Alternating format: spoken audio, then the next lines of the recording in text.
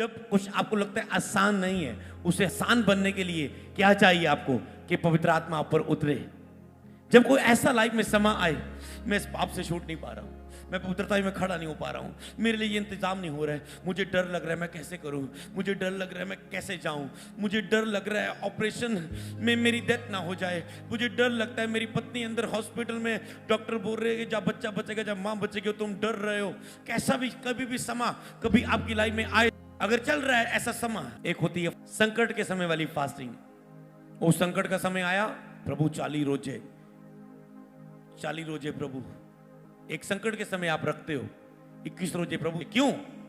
क्योंकि संकट के समय मुझे पता है एक ही चीज मेरे लिए आसान कर सकता है निकलना, कि जब पवित्र आत्मा मुझ पर उतरेगा। और जब तुम फास्टिंग में जाते हो, पवित्र आत्मा आप पर उतरता है।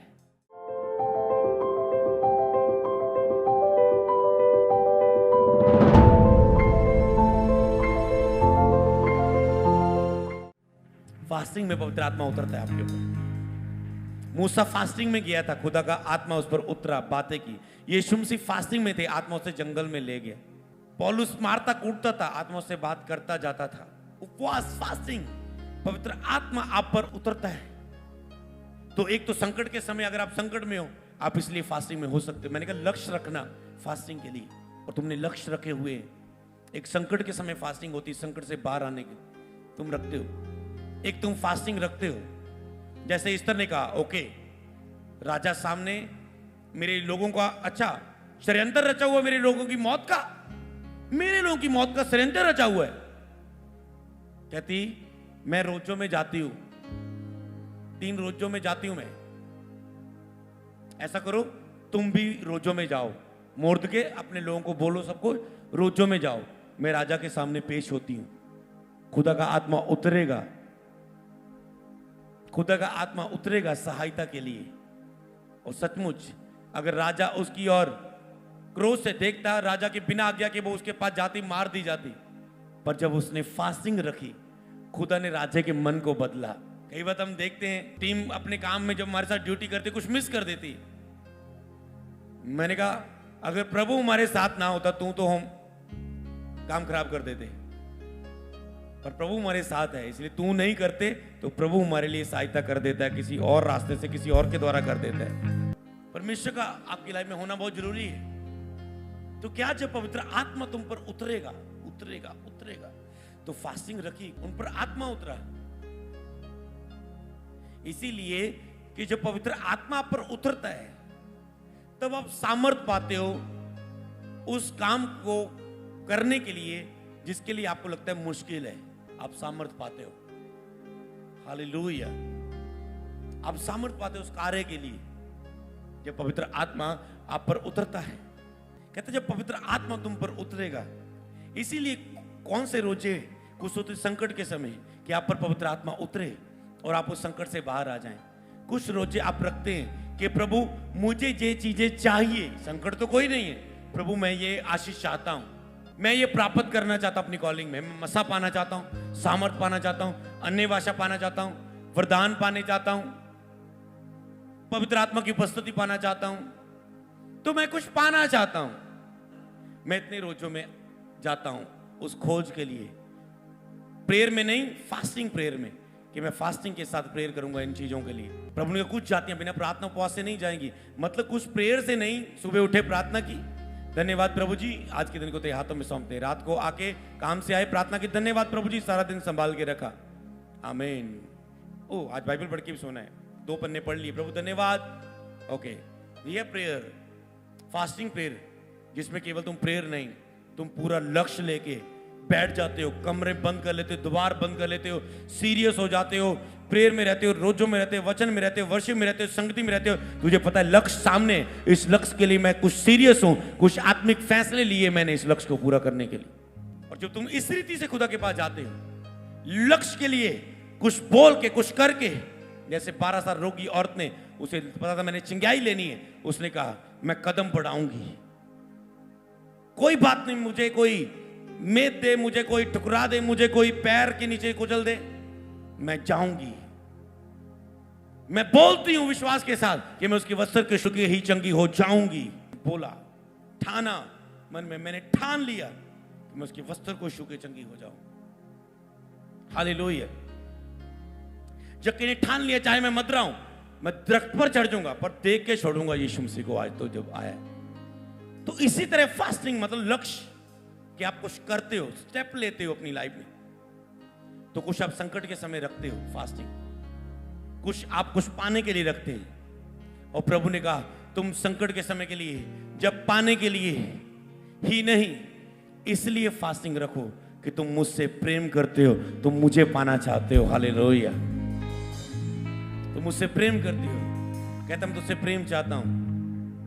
आपको पता है प्रभु आपसे प्रेम चाहता है कि आप उसे प्रेम करें, आप उसे प्रेम करें, क्योंकि उसने कहा प्रभु अपने परमेश्वर से सारे मन, सारे प्राण, सारी शक्ति से प्रेम कर और अपने पड़ोसी से प्रेम कर। ये सबसे बाइबल में बड़ी और महान आज्ञा है कि तुम प्रभु से प्रेम करो। मरियम ने जब महंगा इत्र यीशु पर उंडेल दिया, लोगों ने कहा ये तो महंगा इत्र है, इसको बेच के कंगालों की सेवा की जा सकती है। प्रभु कहते कंगाल सदा तुम्हारे साथ रहेंगे, पर इसने पहचान लिया मैं ज्यादा टाइम तुम्हारे साथ नहीं हूं, क्योंकि मैं क्रूस पर चढ़ाया जाऊंगा, तीसरे दिन मुर्दों में से जी उठूंगा, उसके बाद मेरा स्वर्गीय रूपांतरण होगा, मैं जीवित स्वर पर उठाया जाऊंगा। इसलिए जो इसने अपना प्यार मुझे दिखाया, दीन कर दिया, अपने आप को नम्र कर दिया, इस बात के कारण जब जब इसके विषय में बात की जाएगी, ये लिखी जाएगी बाइबल में और ये बार बार याद की जाएगी, इसकी चर्चा लोगों के द्वारा की जाएगी जो इसने मेरे साथ किया। जब आप प्रभु से प्रेम करते हैं, आपकी चर्चा होती है दुनिया में, रिश्तेदारों में, नगर में, इन जीसस क्राइस्ट नेम। मैंने कहा जब आप प्रभु से प्रेम करेंगे आपकी चर्चा होगी। जो प्रभु से प्रेम करना छोड़ देते हैं उनकी चर्चा रुक जाती है, उनका फैलाव बंद हो जाता है, बाइबल उसके बारे में लिखना बंद कर देती है।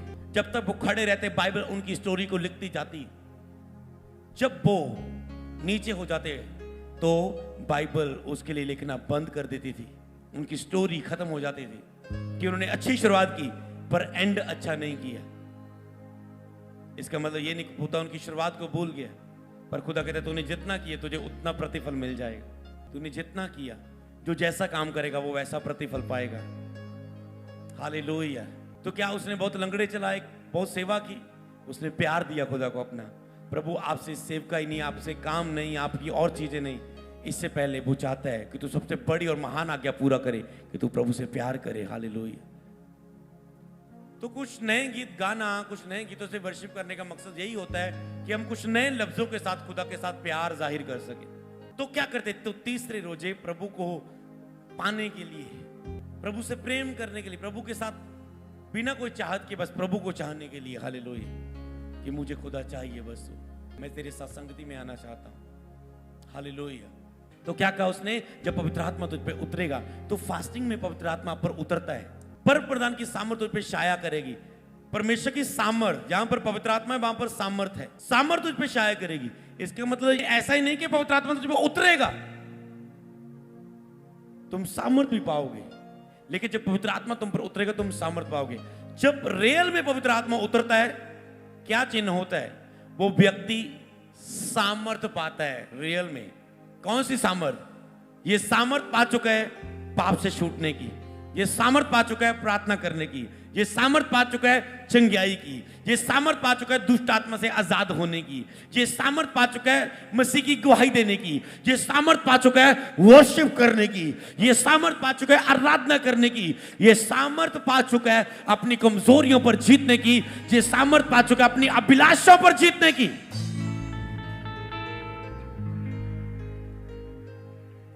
रियल होली स्पिरिट का भरना ये होता है, केवल गिरना या अन्य भाषा बोलना या ताली बजाना नहीं। ये जब वो आता है, आप मूवमेंट करते हैं, आप बाहर आ जाते हैं आपे से, और वो तभी बात कर पाता है जब आप सुन कर दे, आपको बेसुध कर दे।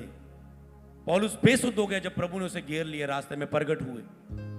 यूहन्ना मुंह के बल, घुटनों के बल घिर गया जब खुदा की उपस्थिति उसके सामने प्रगट हुई। जब खुदा आपसे बात करना, शायद बेसुध हो गया, घिर गया खुदा के सामने जब खुदा की उपस्थिति उसके सामने प्रगट हुई। मूसा वहां पर बेसुध हो गया, 40 दिन रात उसने कुछ नहीं खाया।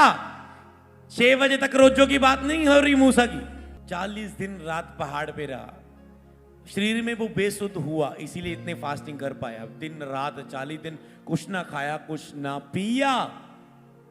ओ, इसीलिए लिखा है मनुष्य केवल रोटी से नहीं, परमेश्वर के मुख से निकले वचन से जीवित रह सकता है। वहां पर मूसा को वचन मिल रहे थे, आवाज मिल रही थी, बातें मिल रही थी। इसीलिए बिना पवित्र आत्मा की सामर्थ्य से लोग फास्टिंग नहीं रख पाते। जब पवित्र आत्मा उन्हें सामर्थ्य देता है तो तुम फास्टिंग रख पाते हो। जब पवित्र आत्मा तुझ पे उतरता है, और वो तब उतरता है जब तुम मांगते हो, वो तब उतरता है जब तुम मांगते रहते हो, इंतजार करते हो। प्रेरितों के काम की तरह उन्होंने इंतजार किया, ठहरे रहे। वो तब उतरता है जब तुम हम्बल होते हो उसके सामने। 3 बातें लिख ले। चौथी बात, वो तब उतरता है जब तुम अपने पापों को मान लेते हो कि प्रभु मैं बहुत गलत हूं।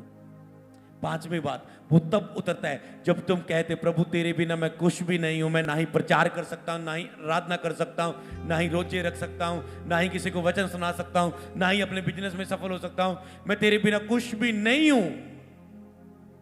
पर ये कुछ भी नहीं हूं तब कह पाते जब आपको ठोकर लगती है और आपको पता चलता है कि आप अपने बल से नहीं कर पा रहे। जब 5 दिन आपके घर में कोई कमाई ना आए, तब आपको याद आता है प्रभु तू ही चाहिए, तेरे बिना कुछ भी नहीं।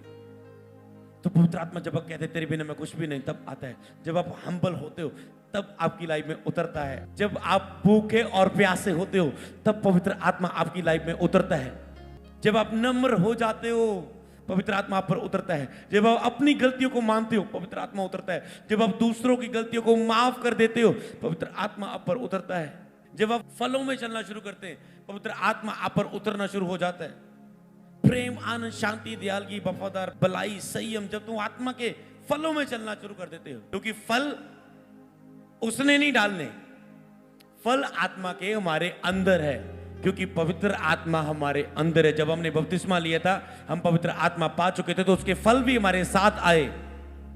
बस हम जब शरीर में रहते हम इसे यूज नहीं कर पाते। हम प्रेम में नहीं रह पाते, हम शांति में नहीं रह पाते, हम दया में नहीं रह पाते, वफादार नहीं रह पाते अपनों से, परमेश्वर से, भलाई नहीं कर पाते, निर्माई नम्रता में नहीं जी पाते, संयम नहीं रख पाते, सेल्फ कंट्रोल नहीं रख पाते, धीरज नहीं रख पाते, विश्वास में नहीं रह पाते, जब शरीर की अभिलाषा में होते। हालेलुया।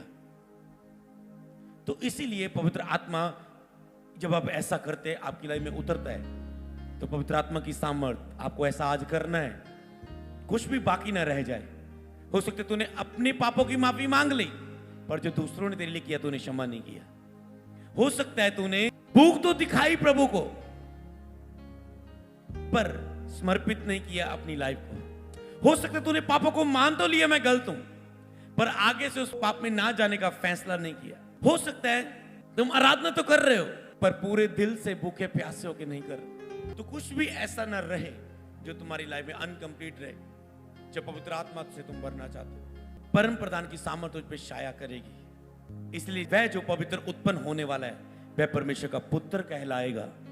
वह जो पुत्र उत्पन्न होने वाला है वह परमेश्वर का पुत्र कहलाएगा। हालेलुया। तो क्या जब पवित्र आत्मा उतरा, आगे पढ़ेंगे वचन को।